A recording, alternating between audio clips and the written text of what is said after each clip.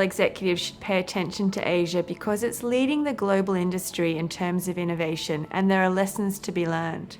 Let's look at the headlines that are creating the crucible for innovation that's occurring in Asia at the moment. Asia in the last 5 years has grown at 4.1 times the global average in terms of growth. So it's contributed over 75% of global growth. And we see online penetration rates in Asia typically double anywhere else in the world, with Korea and China really leading the way. It's instructive to look at the fortunes of the top 10 global retailers over the last little while.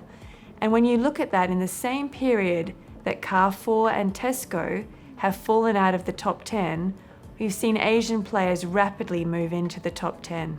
Alibaba now has overtaken Walmart as the #1 global retailer. Pinduoduo has moved in only the last 3 years into the top 10, and JD.com is now in the top 5. So it's a really dynamic market.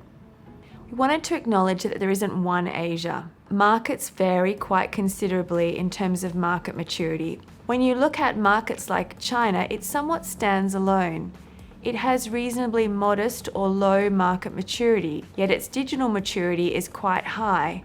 And in many ways, we expect China will fast forward to a digital endgame and not go through the developmental stages we've seen in other more developed markets. India, we expect, might follow a similar path. On the other side, we see markets that have both high market maturity and high digital maturity. And in those markets, it's somewhat been the omni-channel players, traditional bricks and mortar retailers that have embraced online and are really leading innovation. An example of that would be Singapore. We believe that there are 6 dimensions that will define the future of retail in Asia. The first of which is the rise of the ecosystem. Ecosystems are an interesting convergence of services delivered to the consumer, often in a platform, through an app or a marketplace, and we expect to see these become universal across Asia.